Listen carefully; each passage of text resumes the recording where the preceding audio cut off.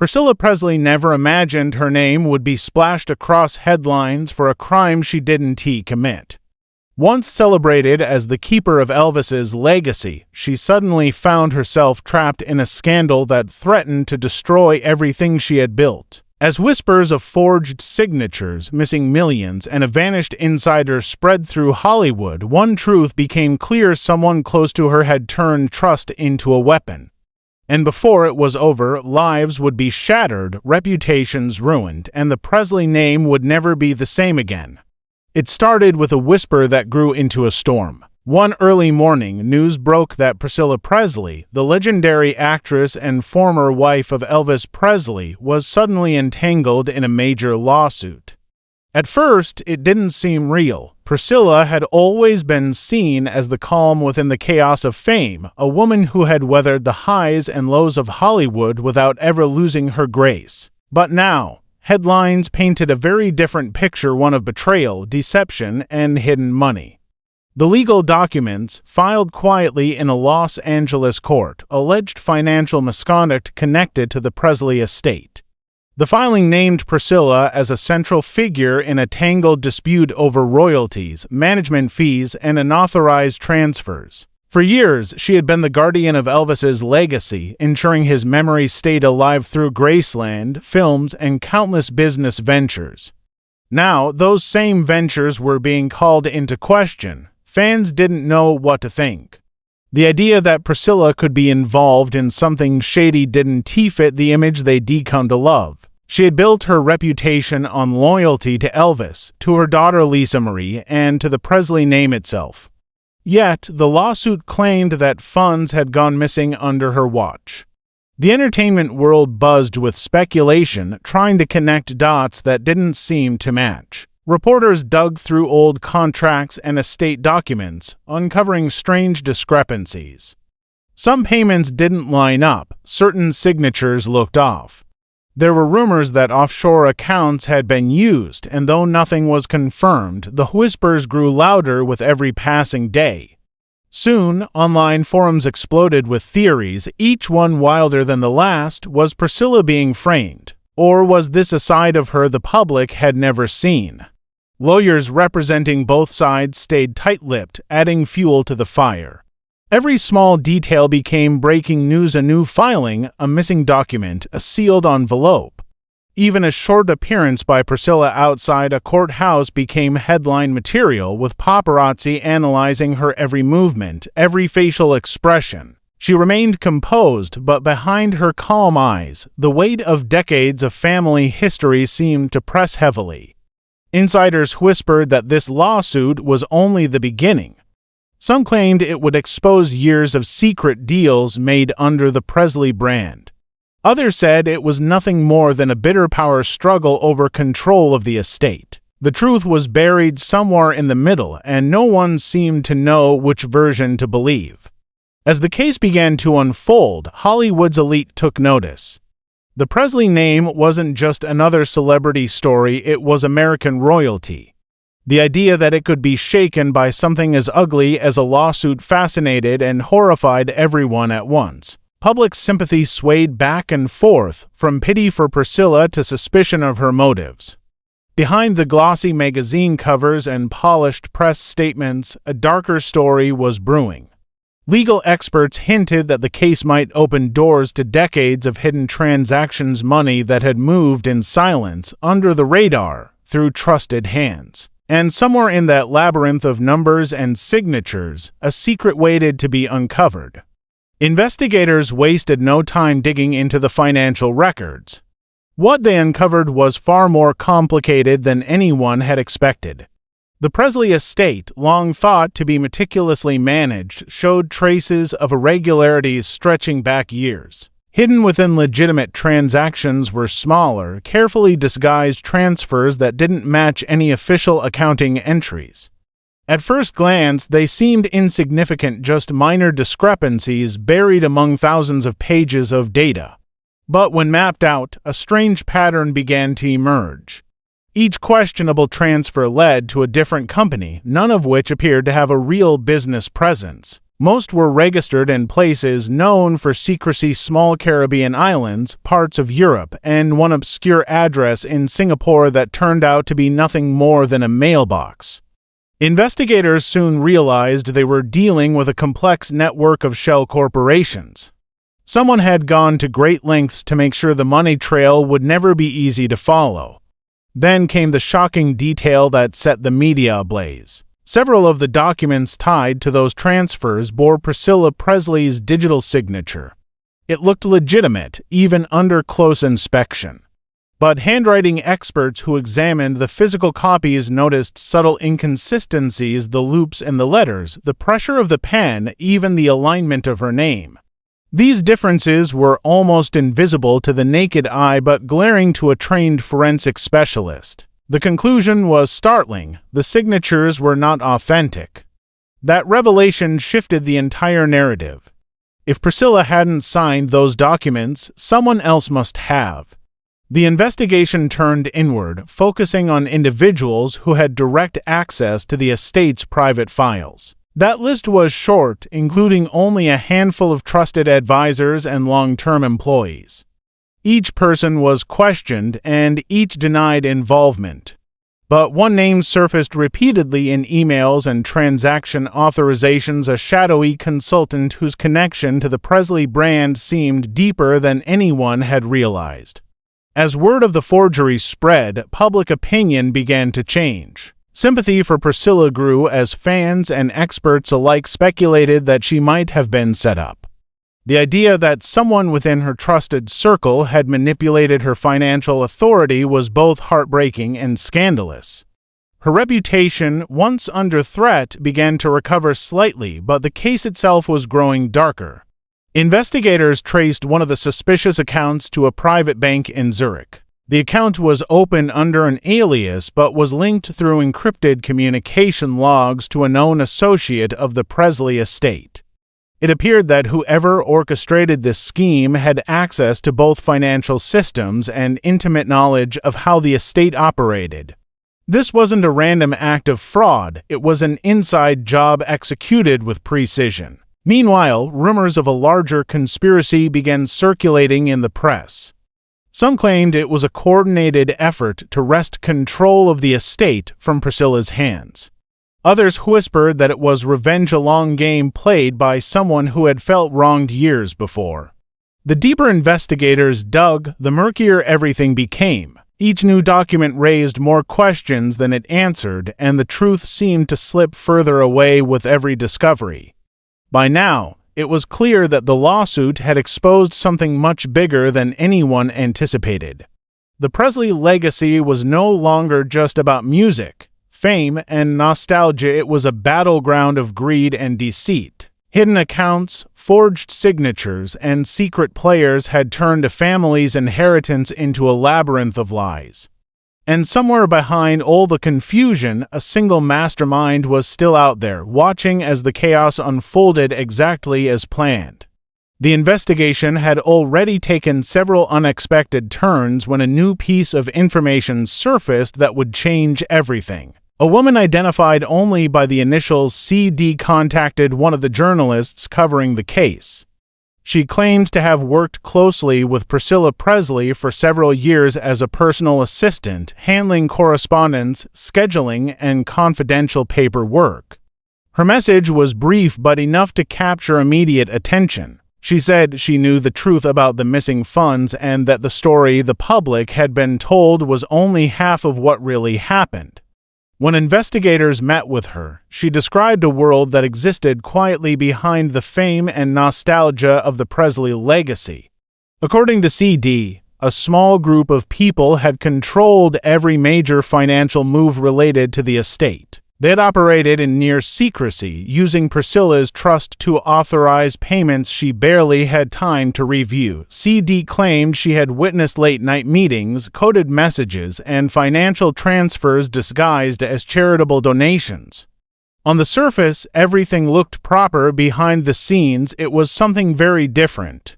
Her statement detailed how carefully everything had been orchestrated. She said that before each transfer, there would be a flurry of quiet activity emails sent from encrypted addresses, phone calls from private lines, and sudden requests for signatures on what seemed like routine paperwork. The names of the recipient companies never raised suspicion because they were often linked to legitimate business ventures or music-related foundations. Priscilla, trusting the people around her, rarely questioned them. After all, some of those individuals had been in her circle for decades. Investigators cross-referenced what CD described with the financial data they had already uncovered. To their surprise, her story aligned almost perfectly. The same fake companies she mentioned appeared in their records, and the dates she remembered matched the timeline of the forged signatures. It was as if the missing puzzle pieces had finally fallen into place. For the first time, they had a credible insider confirming what they had only suspected, but CD's information went further. She named one specific figure as the person behind most of the instructions. He was a senior advisor who had worked quietly in the background for years. Few people outside the family even knew his name, but within the Presley organization, he wielded enormous influence. According to her, he was the one who drafted the documents, coordinated the transfers, and made sure the paper trail pointed elsewhere. The revelation hit the media like an explosion. The public, already captivated by the lawsuit, became obsessed with uncovering the identity of this mysterious advisor. Reporters camped outside law offices and former Presley business addresses, desperate for new information. Yet, as the attention grew, so did the tension. CD told investigators that she feared for her safety. She believed that people involved in the scheme were monitoring her every move. Still, she promised to testify in court and hand over her records, emails, transaction receipts, and a personal notebook filled with dates and initials. It was enough to strengthen the case significantly. But the risk she took by coming forward was immense. The story she had exposed wasn't just about stolen money. It was about betrayal buried inside one of the most trusted inner circles in Hollywood. As the court date approached, everyone waited anxiously for her testimony, unaware that her decision to speak out would soon set off a chain of events more disturbing than anyone could have imagined. The morning of the scheduled deposition arrived with the kind of tension that hangs heavy in the air before a storm. Reporters had already gathered outside the courthouse, ready to capture what many believed would be the turning point of the entire case. CD, the former assistant whose testimony promised to expose the inner workings of the financial scheme, was expected to appear at 10 sharp. But when the hour came and went, her chair remained empty. Calls to her phone went unanswered. Her attorney tried to reach her through multiple contacts, but there was no response. By noon, concern turned into panic. Later that day, her car was found parked neatly outside a small diner near her apartment. Her phone was still inside, along with her purse and a half-empty cup of coffee in the cup holder. Surveillance footage showed her entering the diner just after 7 that morning, calm and alone. No one ever saw her walk out. The footage after that moment was strangely incomplete. A brief section was missing several minutes of footage that had somehow been erased. The discovery sent shockwaves through both the investigation and the media. Law enforcement launched an immediate search, but leads were scarce. Neighbors described her as anxious in the days leading up to her disappearance, but determined to go through with her testimony. One even recalled seeing her shred several documents the night before, as though she feared someone might break into her home. The atmosphere surrounding the case shifted dramatically. What had begun as a story about financial misconduct was now something far darker. Online forums erupted with theories. Some believed she had been silenced to protect powerful figures with too much to lose. Others claimed she had fled out of fear, choosing to disappear before the case consumed her. A few skeptics insisted it was a staged event designed to create more publicity, but those voices grew quiet when police confirmed the missing diner footage. Whatever had happened to CD, it was clear that someone didn't want her to speak. Days later, a sealed envelope arrived at the law office representing the Presley estate. There was no return address, only a single label across the front. For the truth, inside was a small USB drive wrapped in plain paper. No fingerprints were found, and there was no note to indicate where it had come from. When investigators examined the drive, they discovered encrypted files that required special decoding. It took nearly a week to access the contents. The files contained hours of audio recordings, email threads, and scanned documents, all appearing to originate from within the Presley organization. Some of the audio captured private discussions about moving money, disguising transactions, and maintaining silence. The voices were distorted, but certain phrases and names were recognizable enough to raise suspicion toward familiar figures. The recordings matched parts of what CD had described in her earlier statement, almost as if she had prepared them as a safeguard. The evidence was powerful but unsettling. Investigators now had proof that someone had been manipulating the Presley estate from behind the scenes, yet the key witness who could explain it all had vanished without a trace. It felt less like a financial case and more like a crime thriller unfolding in real time. Every new clue only deepened the mystery, and with CD missing, the truth seemed both closer than ever and impossibly out of reach. The courtroom drama that had gripped Hollywood had now turned into a full-blown disappearance case, and for the first time, even the investigators began to wonder if they weren't over their heads. When investigators finally decrypted the contents of the USB drive, the revelations were staggering. The data exposed a network of transactions, hidden communications, and internal memos that outlined a detailed plan to siphon millions from the Presley estate over several years. The recordings included discussions about how to move money through temporary accounts and consulting fees, phrases that now took on an entirely different meaning. Layer by layer, the truth emerged, and what it revealed was worse than anyone had imagined. The documents traced everything back to a single person, a financial advisor who had been with Priscilla Presley for over 20 years.